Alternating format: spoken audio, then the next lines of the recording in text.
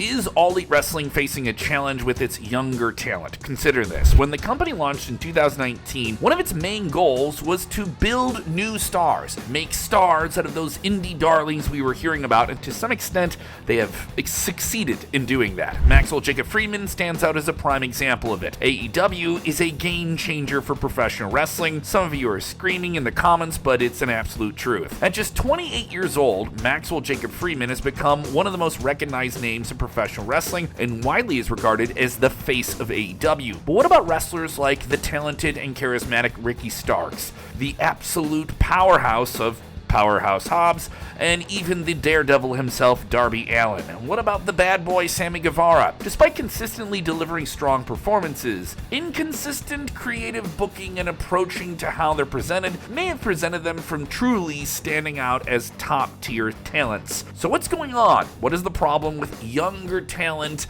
in AEW maybe not getting the platform they should? Let's get into it. I'm Kevin Kellum. This is Sportskeeda Wrestling. Let's look at the issue with younger wrestlers in AEW. Stand back. There's a new wrestling quiz coming through. Check out BrainBuster, the daily quiz that tests your WWE knowledge with winning streaks, stats, and more. It's time to see if you're up for the challenge. First, let's talk about how it all started. When AEW launched in 2019, it brought a wave of young, ambitious, talked about talent, including Maxwell Jacob Friedman, as you mentioned, Allin, Sammy Guevara, Jungle Jack Perry, who were dubbed the four pillars of AEW. They weren't alone. Undercard wrestlers like Kip Sabian, Joey Janela, Brian Pillman Jr., tag teams like Private Party, Santana, and Ortiz, who jumped over from Impact Wrestling. They were all under the age of 30 or around that age, and were also viewed as future big-name talents in the company. Things were picking up for this younger batch of talent. MJF quickly became the highlight of the show and feuded with his mentor Cody Rhodes and even beat him at the Revolution pay-per-view event in 2020, just a few months after making his televised debut on AEW. Darby Allin consistently delivered high-profile matches that left fans with their jaws on the floor and took legends like Chris Jericho, Cody Rhodes to their limits. He earned a loyal fan base for simply just doing stuff that nobody else was doing in televised wrestling.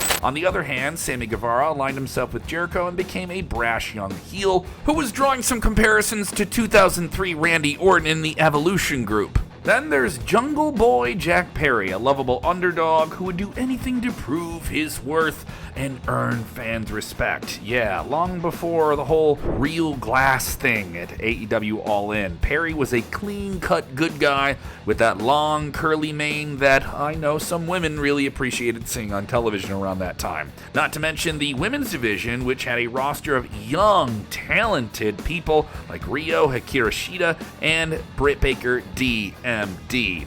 A year passed and the COVID pandemic hit. Obviously, that's going to affect everything in entertainment, and yes, it affected AEW. Around this time, AEW brought a few more young wrestlers to the fold, with Wardlow, Ricky Starks, Hobbs, Hook, Max Caster, and Anthony Bowens of the Acclaimed, Top Flight, Jamie Hayter, you name it. They were all making their way down to Jacksonville and performing at Daly's Place during those tough times. Meanwhile, the company was bringing in established names over from WW in 2021. Bryan Danielson, frustrated with his creative outlook, made the leap. CM Punk came out of retirement and reintroduced himself to the wrestling world and sold out arenas doing it.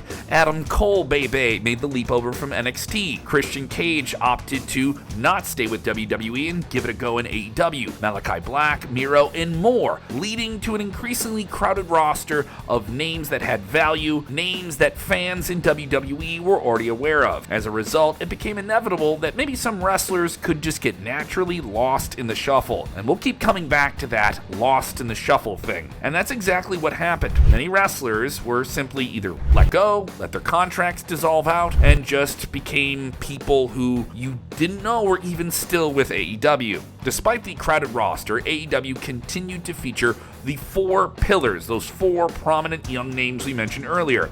By 2022, MJF had solidified himself as a top villain in the business, engaging in high-profile feuds with Jericho and a really great one with Punk, probably the best stuff he did in AEW.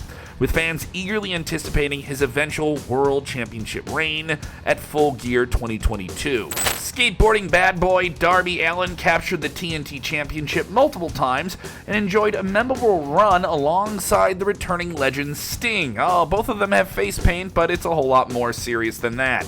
Sammy Guevara also claimed the TNT Championship several times, while Jack Perry established himself as a credible competitor during his intense feud with Christian, who was trying to become his father figure. Let's talk about Ricky Starks. For example, in late 2022, he was on the cusp of doing some big thing. He earned a title shot at the AEW World Championship against MJF just briefly after MJF captured it from Jon Moxley. And Starks did this by winning a tournament, stacking up multiple wins to get that opportunity. It was a breakout moment for him, and as he was getting a lot of fan support right at the right time.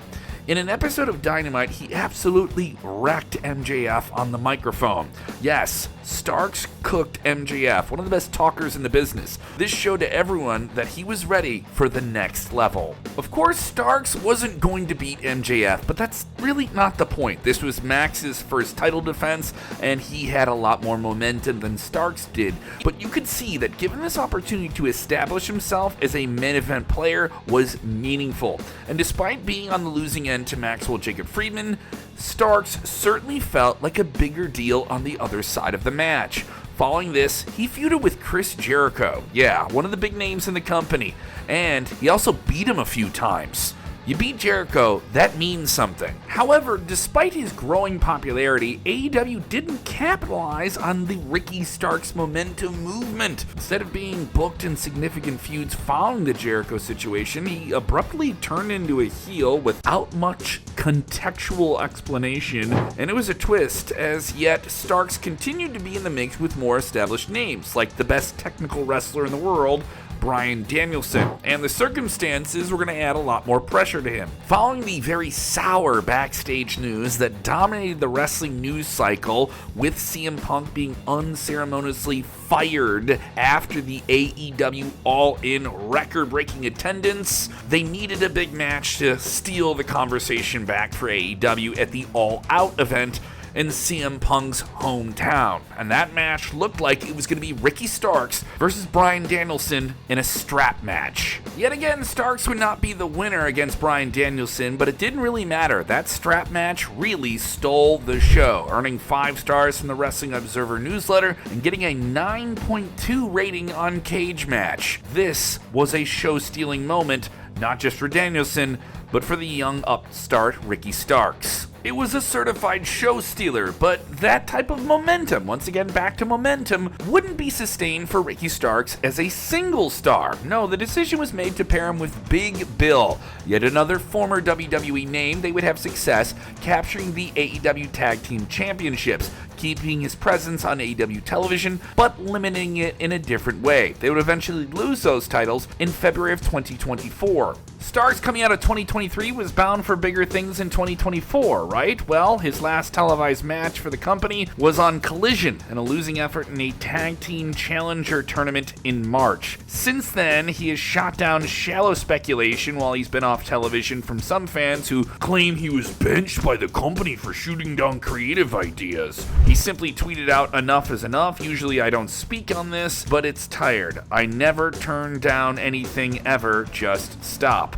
Yet the speculation about Ricky Starks leaving AEW continues to mount while he's been off TV for months now. Coming to Powerhouse Hobs, his story within AEW is an unfortunate one as well. His split from Team Taz saw Hobbs emerge as a dominant villain, seeking to wreak havoc. He defeated his former tag team partner, Ricky Starks, who we just talked about, and had a feud with Wardlow, during which they traded the TNT Championship. Hobbs then aligned himself with the Don Callis family and scored a victory over Chris Jericho. Yeah, the gatekeeping guy who really likes to open the gate for younger talent. However, beyond that, he hasn't had a significant impact on TV for quite some time, due to being injured during a match with Jon Moxley, one of the top names in the company, for the IWGP World Heavyweight Championship, and and fans are eagerly awaiting his return. Let's address AEW's possible biggest misstep, and we mean a big man, Wardlow. When Wardlow broke away from Maxwell Jacob Friedman and squashed him at Double or Nothing 2022, fans were convinced he was destined to be the next big star in the company. That moment and everything it built to was special, despite all of the backstage issues with MJF.